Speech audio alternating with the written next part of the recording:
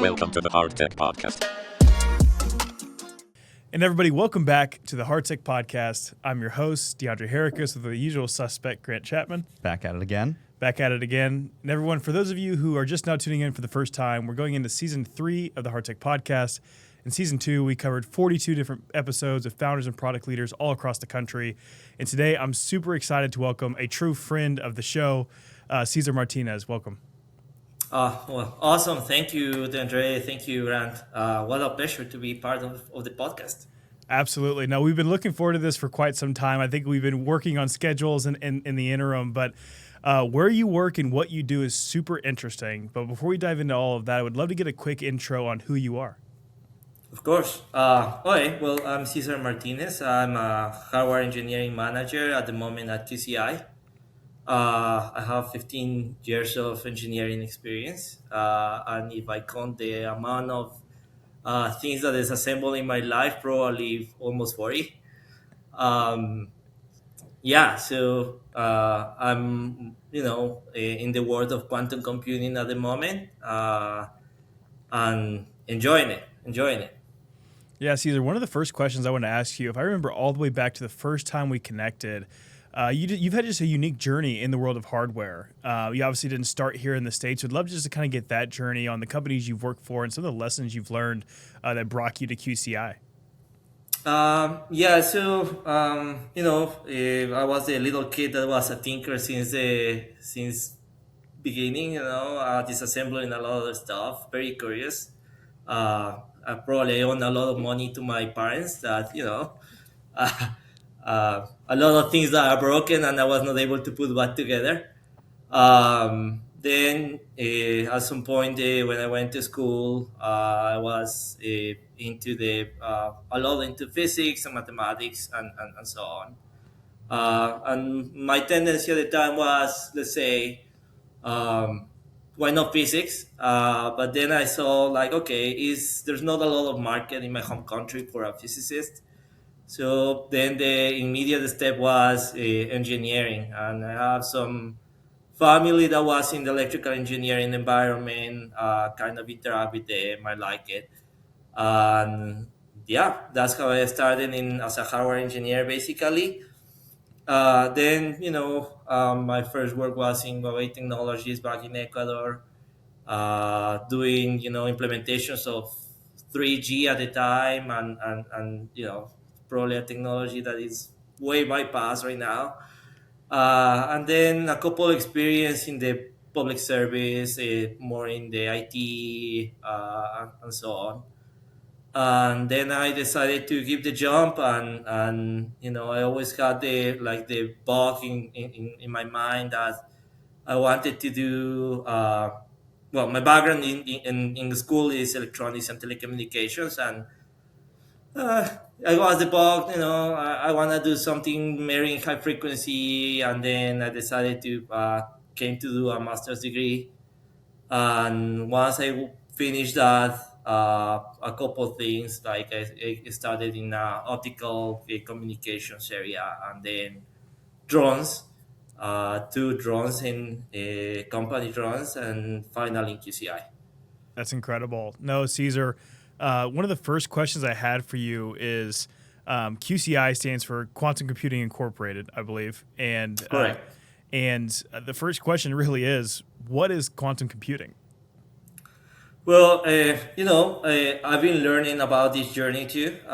It's something that it kind of is in the mind of everybody, and you don't fully understand it. But from background in my research group back in college, and what I've learned here in QCI, it's a different method of doing computations, right?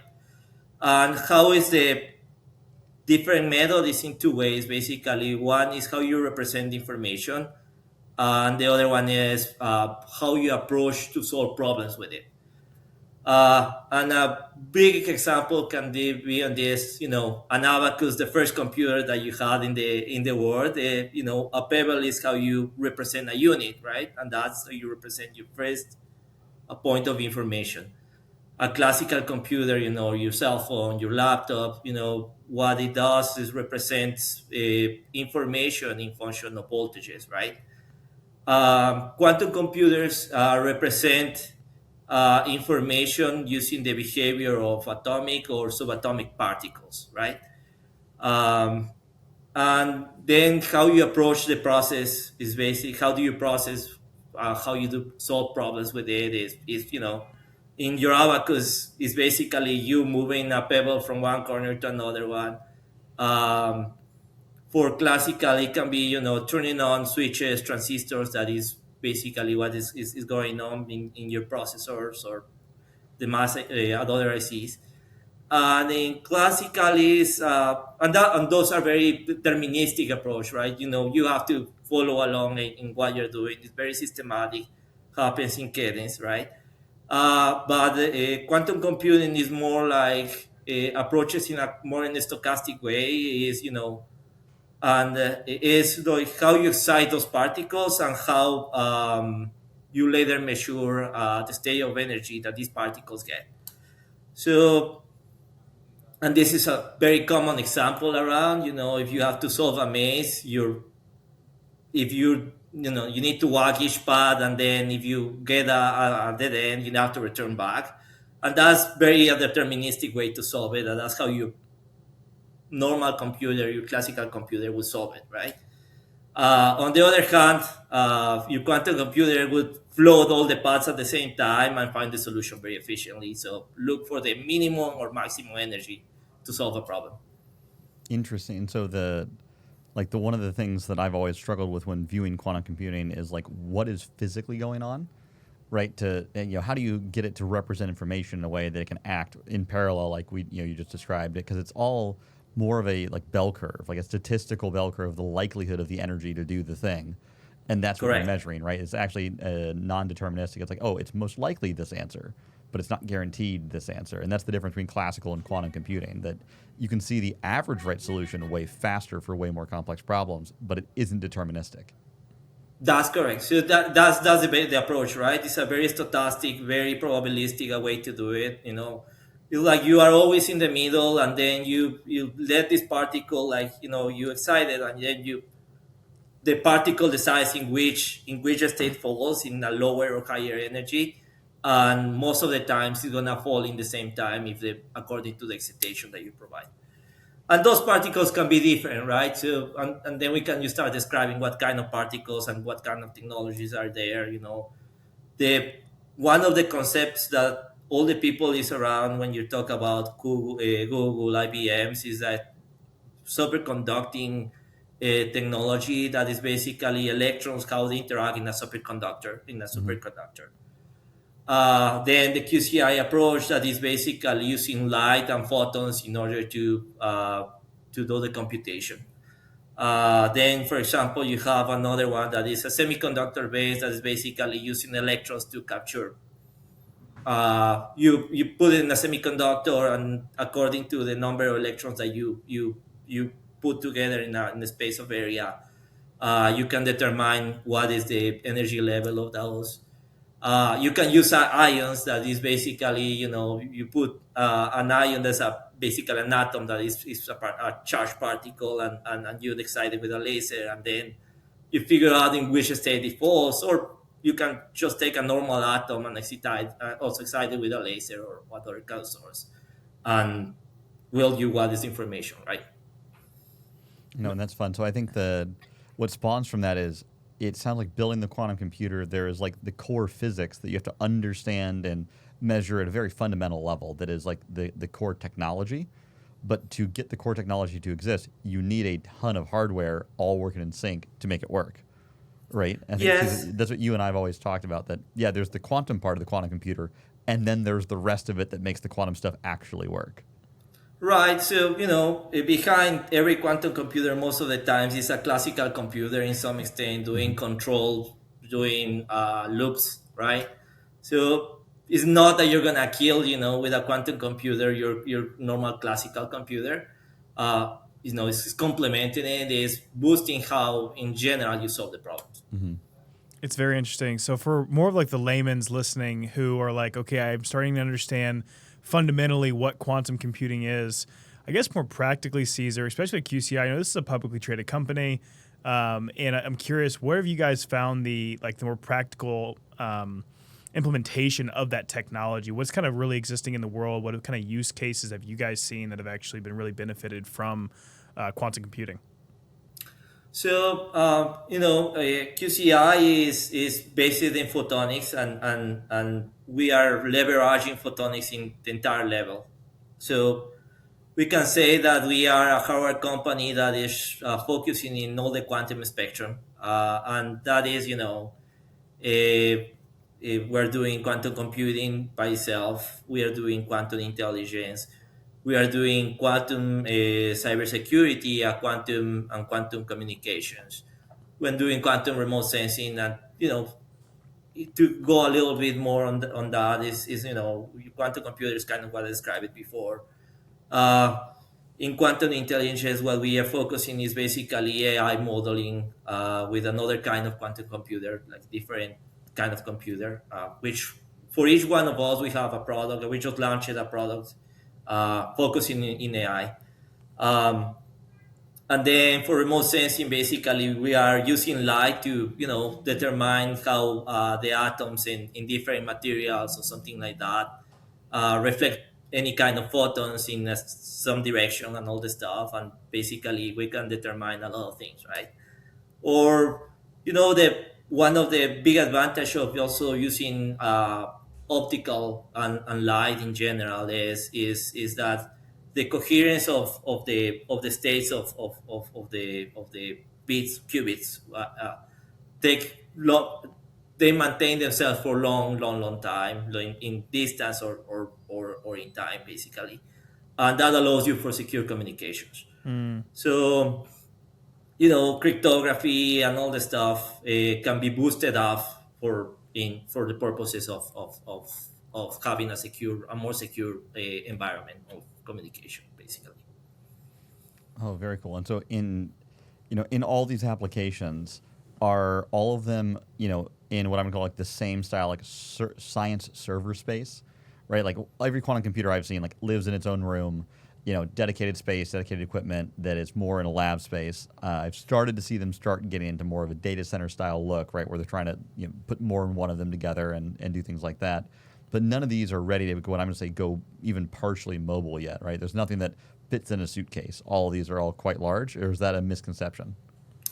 Yes, and that goes back to the technology they are using too, and that's also one of the main reasons that we decided to hyper focus in photonics, because it allows us to be accessible, scalable, and shrink it as much as possible and work in room temperature.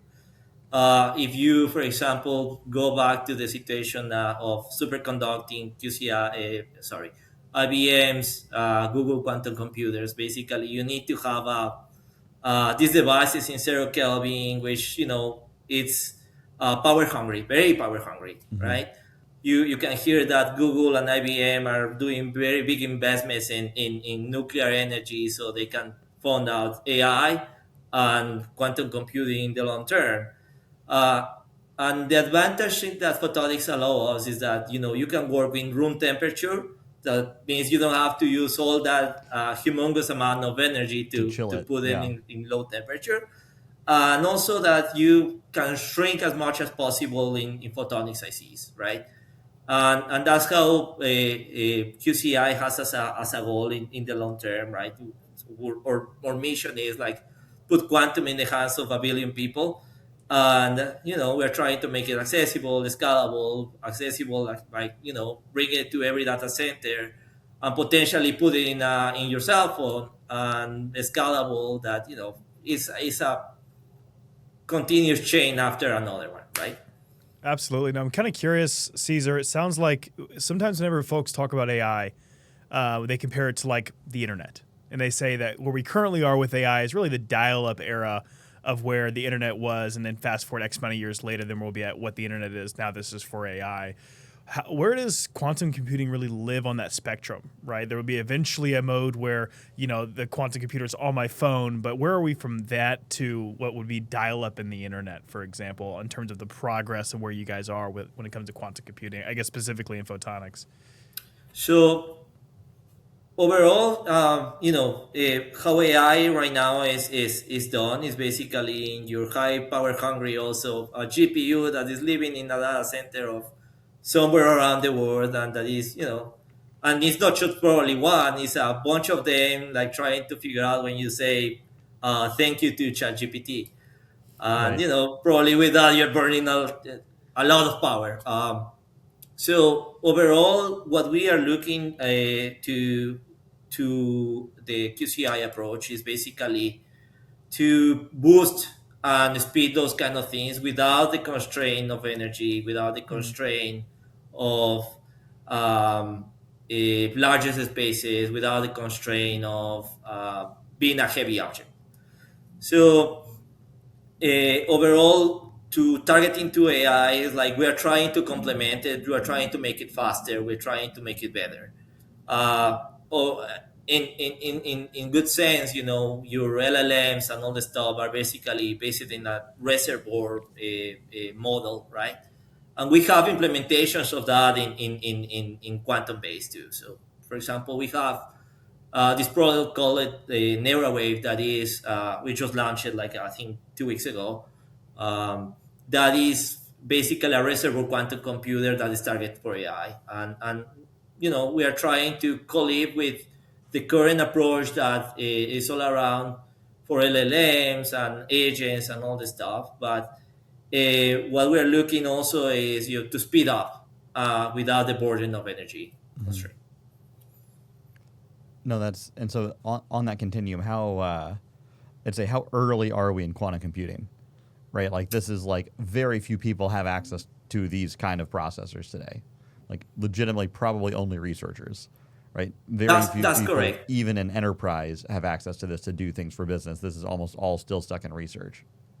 Right, but this is becoming more mainstream also, because now you have and I think it was a situation in which AI kind of put the scope over us, Yep. because everybody was talking about AI and all the stuff, and the questions came around like, oh, what is next? No, the next thing is quantum. So we got a lot of eyes over us, and we have seen that by the investments that we have received, by the approach of people that is trying to figure out and doesn't want to miss out, right? Um, in general, but I would say, yes, ideally is a very limited resource in some extent, and I would say also that it's not that we are that far away from having a quantum computer doing in the background things. So for example, we have put some of our quantum computers open to people, and allow people to play around with them. And that's the goal. Is also bring it out to the common user or whatever it is, the thinker, that wants to figure out how it works, wants to learn, that wants to be in the first step of pushing this technology too, because the more applications that we know that we can apply these devices, the better for us to design it, right? Absolutely. No, I think that in some ways the introduction of AI absolutely catapulted the conversation around quantum computing. I think that is in general, people were like, I forget which conversation I was listening into, but it was basically a conversation between two individuals saying, what AI is doing right now, whenever you introduce quantum computing, you're going to be able to almost run an entire, call it like scientific study 100% on the computer, because it can actually do the computation down to the atom level. Yeah.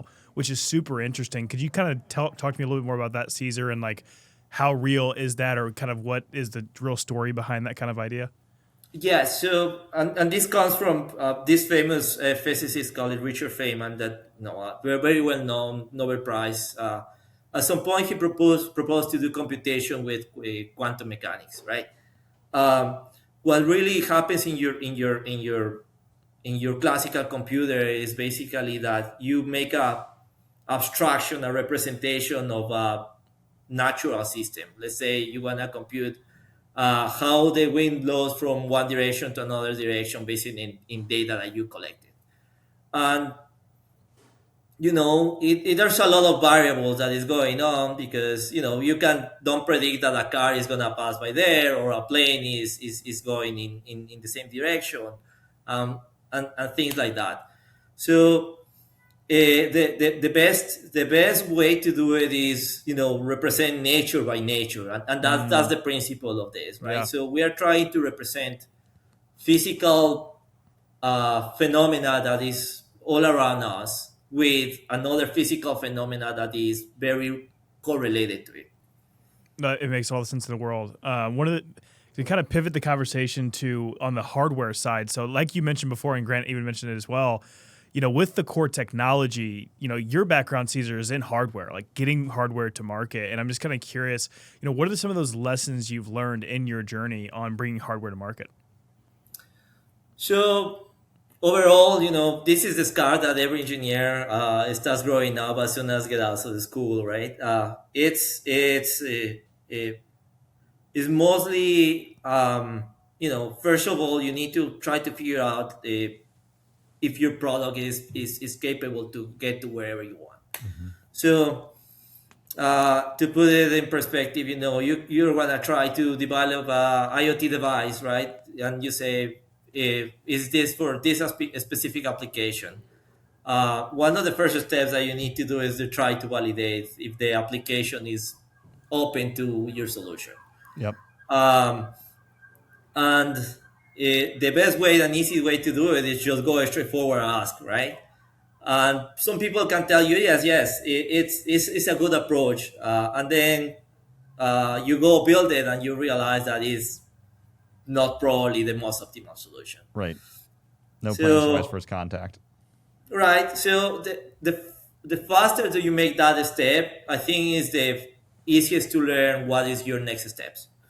So based on that experience, one of the common faults is that you first go to design it and then you go to show it up, and then basically you burn out some amount of money and some amount of time, and time is money and money is time, and basically you're underwater.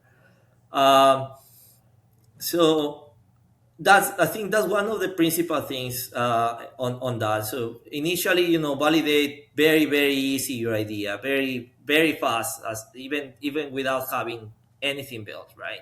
Yep. And then this fake it, kind of fake it. Yeah, you can put a paint thing. You can do an emulation of that. Something that takes you more than 10 hours. Go outside, show up, say, this is what I'm intending to do. Be clear in what are your process and your objectives, and figure out if someone wants to go in the path that you are showing up. And then is once you collect that feedback is put together a plan. So put together a plan of what you want to do, because once you start getting a rejection or something like that, it's good to put it on paper. Even to know how far away or are from your estimations in general, right? So, it's good to put requirements in a document, and from those requirements can start drawing out the specifications, thinking ahead in how you're gonna test that device when you start building, how you're gonna be integrating it, because most of the times integration and testing is where most things get delayed, and that nobody takes in account. Nobody takes in account. So, sometimes people go and make very crazy deadlines and say, yes, I can build it in 2 weeks. Okay, you can build it in 2 weeks, but integrating and testing probably is going to take you easy 2 or 3 months. So, yeah, or years, depending on how complex that product is. This is my favorite part about talking with new founders. It's like, yeah, I built my first prototype over the weekend with, hot glue and this thing. Like, it can't take more than a month to build the real one. And I was like, oh, sweet summer child. Like, everything's asymptotic, right? Or exponential. Like, you get 80% of the way to your first finished prototype in 20% of the time, and it takes 80% of the time to get that last 20% to work. Yes. And it's this whole nonlinear thing that until you've done this more than one time, it takes the second or third iteration through when you start seeing that it's not linear. It's a graph that looks like this. And that really helps unlock for early stage engineers or founders or anyone building things that it's not a straightforward process, and it's so important to know that. So Cesar, I love your tactic of like test really early and test really silly things, like a painted door test or just a pitch deck or a cardboard mock-up, and then figure out how do you crawl, walk, run. Yes, and engineering is a muscle, right? So, you can think that once you're out of the school, you basically are a baby that doesn't have a lot of strength. You need to start making things and figuring out how long things take and how difficult are to do. Something that, for example, I always encourage my team is like, I'm not the kind of people that put them a deadline just to get things done. Mm-hmm. I try to make them make an estimation how long it takes, and then try to figure out how close they were to this estimation. Most of the times you underestimate the things. Always. Most of the times you underestimate the things, and that's how you start building your muscle, right? So that allows you to be more precise and all the stuff, and then you can start envisioning what are the issues that you're gonna find in one path, what is the issue that you're gonna find in the other path, and where you're gonna try to join those paths, what is the other issue that's gonna come along. Absolutely. No, honestly, Grant, it might just make sense. Like, so much of what Cesar just articulated, I think, has naturally evolved into what like Glassport's process is. Oh, it is the school of hard knocks, right? Right. You learn that every engineer, even those of us that have lots of experience, our first gut reaction of how long is this going to take, whatever that number is, you multiply it by pi, 3.14, multiply it by that, it's about the right timeline. Because engineers are optimistic, and if we weren't, we would never start a new project. Because you're going to fail a dozen times before you get it right. So you always have to lie to yourself, like, I'll get it right the next time, and get up in the morning and go try it again. Because if you didn't, you'd run out of the energy it takes to get to the finish line, to make a good finished product. Also budget. You multiply it by pi too. Oh, yeah. Well, time is money. Money is time, Cesar. You were correct earlier in the podcast that these are intrinsically linked, right? Money and time. And it's like you're going to make a gut reaction. And then if you've done it enough, your shame will wake up and go, remember last time how wrong you were? You don't want to be that wrong again. And then you extend you start making estimates that feel more real. And what happens when you get enough of this to happen and you've written it down, and Cesar, I love that you said you make your engineers make an estimate and then measure against it. Because what we've started doing, after enough years with enough variance of projects, we get projects that are close enough that we can go pull historics. Remember that one time we built that other IoT connected device? How long did that one take? This new one is at least that hard because it's got 5 new features or something crazy. And you start adding up these micro data points that add up to a macro story that helps you get more accurate timelines. So I think, there's that, the crawl stage where you don't have any intuition and you're just guessing and you're always wrong. Then the walk stage of, oh, I've done this enough times, I should make longer timelines. And then that run stage of, we have data, let's go look at statistics and see how close, our gut feeling was to what it actually is probably going to take. Yeah, that's correct. And most of the times, when you start kind of planning things, you kind of do it in the big level, and you start always from the big level to the low level, Mm-hmm. but you always meet the tiny, minuscule steps that are the ones that really take more long time. So, you can be very, trying to control a lot of and manipulate what your schedule is going to look like. But the tiny details that you are not putting in your plan are the ones that usually are going to take you longer and longer.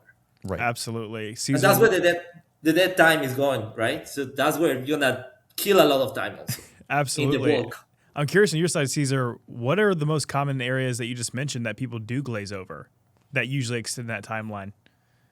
So one is, for example, building documentation. One is testing, for sure. I knew it was going to be one of those. I think it's the documentation testing. Yeah. For sure. Right. So, you can build a feature, you can build something in very short time. Now, when you need to put it with the software, when you need to match it with an optical device, when you need to match it with a mechanical box or something like that, that's the real deal, right? as I was teaching some young guys in my company right now, it's like, we do a lot of now in the times of CAD, you get a 3D model or something like that. I started at some point doing paper dolls that basically you print in a big format paper, and then you start like trying to mock up things to see how they fit or how they interact, right? So that is critical, testing, documentation, validation of your assumptions. I think that's something that is also kills a lot of time, because yes, you can design it in one way, you can design it in the other one, and your assumptions need to be very clear since the beginning.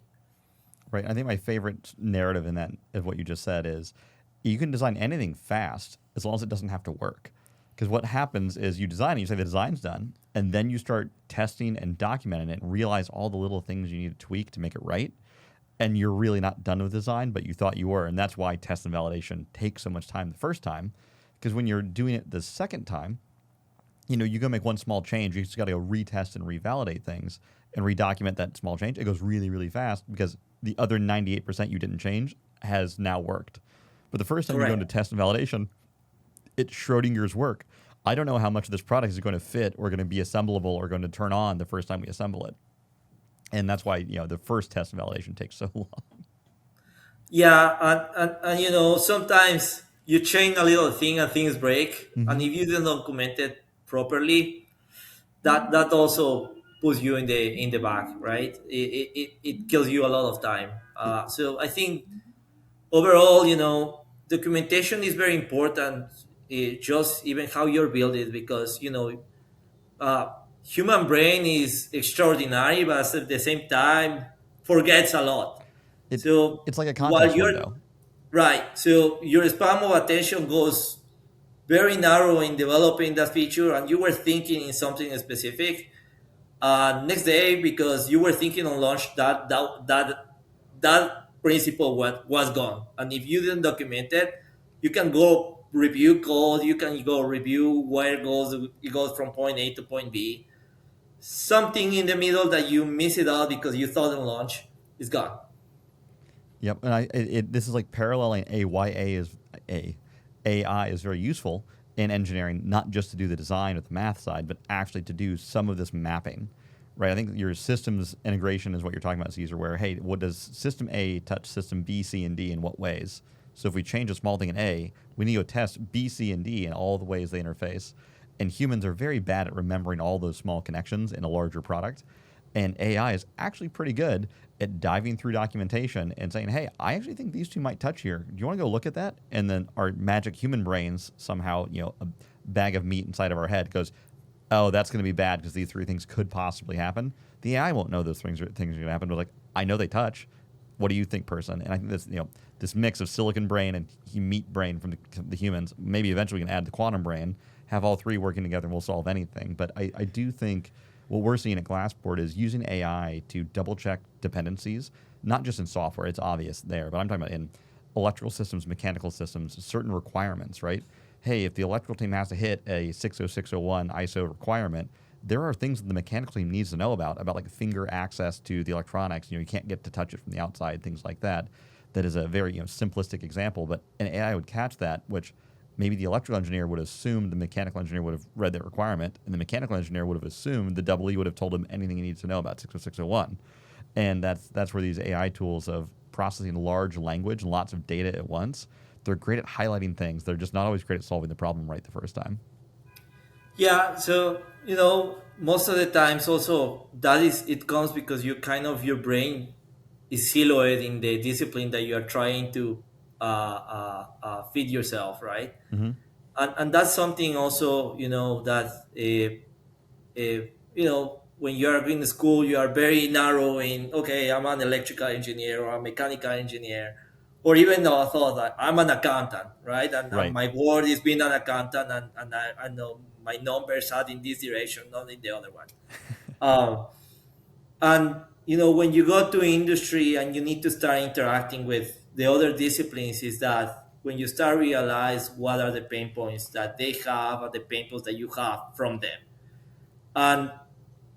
And that's something, for example, that also I boost in the people in my team. Like, I try to push them up to overlap other disciplines, understand what is going on in the other side. So you are not just narrowing what you are, but also can understand from the point of view what the other people is expecting from you. Mm-hmm. So this becomes a very a handshaking situation that, I understand that you're doing this, but this is my pain point. And that's how progress is done, right? When it's all interpersonal, and I think it's so important that engineers and hardware developers and people building software products never forget that there are people building the product, and those people have to work with other people, and humans are messy. But you can save more time and efficiency hiring people that get along better over people that are smarter, I think, any day of the week. I would really agree with that. We had a conversation even earlier, Cesar, where it was with another agency. Yeah. And it's one thing, like, and I remember this back whenever I was starting my company, right? So I ran a software company for a number of years. I wasn't a technical founder, and I needed to go and outsource my software development, right? Because this is before AI, when I could have saved, $500,000. So unfortunately, I coded your way all the way up. Yeah, I could have my way to freedom, but in this case, I had to sell my soul to investors. Anyways, beyond that, and I actually decided to. So we started off the original project, right? This is on the software side, with the vendor that did overseas, engineering, and they were the cheapest bid in town, and so we went ahead and went with it because that was our current budget at the time. But fast forward, 8 or 12 months later, whenever we actually launched the product, I'm manually signing up users to my app, which shouldn't be the case, right? And so was actually introduced to another firm that was actually a bit more expensive. But the relationship, this is the whole point of the story, is the relationship that I had with the founder, the CEO of that company, was so intimate that obviously we're in the Slack channels together. I'm going down where they were located in person once or twice a week, hanging out, doing lunch together. And I think that it's that sort of relationship, and you kind of just speaking to creating progress beyond the technical piece, is that interpersonal aspect where it was the effort that he put in when he maybe didn't need to, or maybe he wasn't billing for it, but it was just enough to kind of help out because he had that personal connection there. I think that when it comes to any sort of product development, whether it's software, hardware, or adjacent, that's actually one of the core elements that you guys just both mentioned, is like that relationship is so important, because if you guys have a great relationship, the odds you can create a good outcome is probably higher. Because you'll empathize with each other's pain point, right? You would empathize that he had people he was paying to develop these products, and you likely needed to go raise more money if you wanted to add more features. Mm-hmm. And you knew that because he could clearly articulate the limits of what he could do for you. But you knew if he could do it, he would. Yep. Right? And that trust was there. And Cesar, I think that's what engineers have to build with each other in a team. I trust that if you're asking me to go solve your problem, I'm actually the best fit. You're not just lazy. And that's so hard to do amongst team dynamics where everyone feels like they don't have enough time. And that is more visible nowadays, that we are in the era that everything is becoming an iPhone, right? And, engineers are bad in designing for users, but are very good in designing for engineers. Yes. So, kind of is something that have been neglected for a long, long time. But now that everything is trying to become an iPhone, easy to handle, as soon as you get out of the box, you know what is going to happen. You see a light out there, you push it out, push the button, and it's very intuitive to follow along.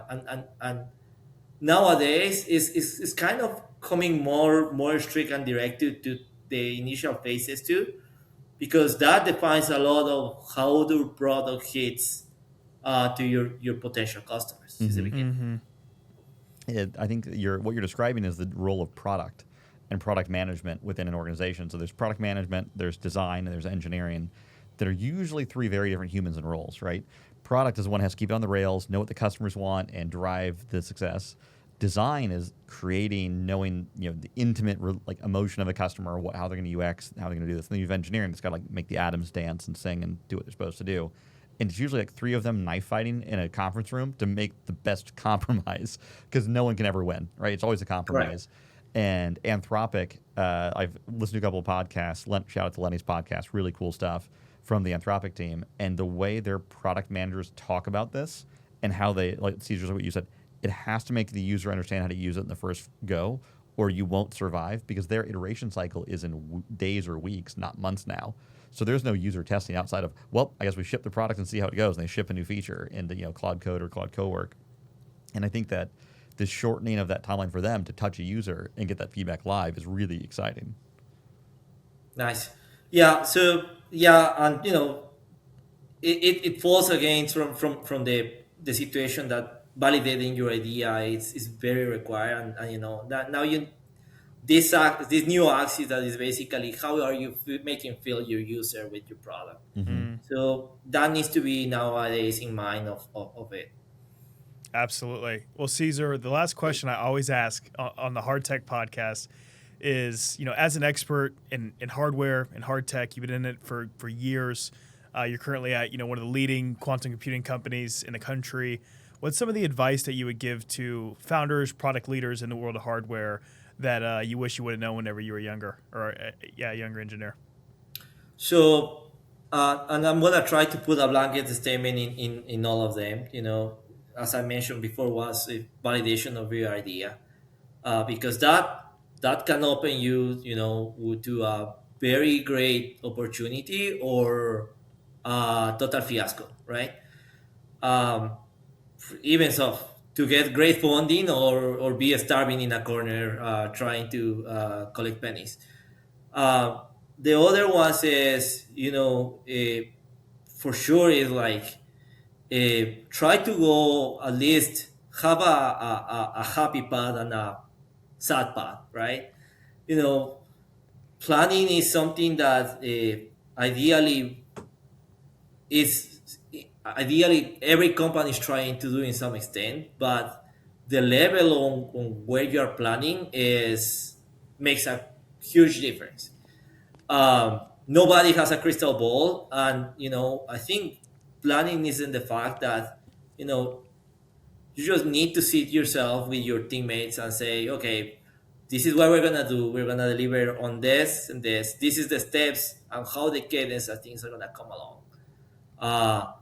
Uh, because that allows you to kind of put in synchronization, run in synchronization, absolutely everything. And if something doesn't come as you expected, you can take the risk it very easy, right? Um, in that. And then the moment that it goes for that you have something that is kind of validated, that you have built it, that in some extent is getting some traction. Uh, Try to so stepping out from the design phase to manufacturing is always a challenging thing, and that's probably again another Pareto analysis, right? Because yes, designing it could take you let's say X amount of time. It basically you say I build it in 20%, but really the 80% of work in manufacturing, how to make it very easy to manufacture is also an issue. That is also neglected too, and most of the times very out of the planning. Yep, and it's always the hardest game. I think, Cesar, what you just like hit on is I call it the focus problem. Like when you're trying to take a good photo or get a microscope to see something small, you can either zoom in way too close and you don't see the big picture, or you're way too zoomed out and you are missing a ton of the detail that actually tells the story that you're trying to see. And making a good plan is all about hitting that right balance of focus and depth. Because I've met some founders that go and plan every task out between now and production. I'm like, there's no way you know these tasks. You're making this up. Like Yep. You're not even making this up usefully. You're just making up small tasks and you're missing the forest for the trees. Then I have other founders like, well, today we design, tomorrow we manufacture, and day 3 I make money. The end. That's the whole plan. Let's go. And there's this really tough nuance of balance that, Cesar, I know that working with you understand the balance. Us at Glassboard have finally learned the balance after a decade of doing this and getting bruises. I think we've got a pretty good understanding for how deep to look at that plan. And it's one of the skills we try and teach all of our partners and clients as early as possible in a project is what's the proper amount of planning and information, because too much and you're data overload, and too little and no one knows what they're doing. Yeah, so I've met founders, that when they are just starting, like they go very straightforward, even to the try to automatize absolutely everything. Probably there are a lot of things that doesn't need to go in that high level, right? Mm-hmm. And that's what you mentioned, like I can automatize a feature that is sending an email to my users every night and boosting up. And your users can be like just swiping it out of their phone and their inboxes, and they don't care, right? As far as the real deal that you're offering to them is accomplished, they would be happy. So that for sure is something that, the balance, the focus, it's something that you need to keep in your planning, and never react, but also don't leave it too loose. Yep. No, and it's. I wish I had good advice to give the founders, anyone listening. There's no right answer. There's a lot of wrong answers, and there's no right answer. The perfect focus I've never nailed. I've either been slightly too zoomed in or slightly too zoomed out, and you oscillate around perfection, right? But you never quite hit it. Yeah, that's correct. So, and also, something that I'll say on that is uh, most of the times you don't learn from the right answers. You learn from the wrong answers. Like the more you are hitting out the wrong answers, the more you're gonna be closer to a more possible path. Yep. No, it's when you get it right the first time, it's called getting lucky. When you get it right the 10th time, it's because now you know what's right. Yep. Correct. Oh, that's amazing. Absolutely. Well, if you learn anything here on the Hard Tech Podcast, is that if you're in hardware, just continue to fail, because eventually you'll actually be successful. In the meantime, you can join us on the podcast to talk about how wrong we get it every time. This is awesome. Cesar, thank you so much for being on the podcast. Everybody, I'm DeAndre. Grant, thanks for joining me as always. This is the Hard Tech Podcast, and we will see you guys next week. Take care. A pleasure. Thank you so much, DeAndre and Grant. Anytime. Absolutely.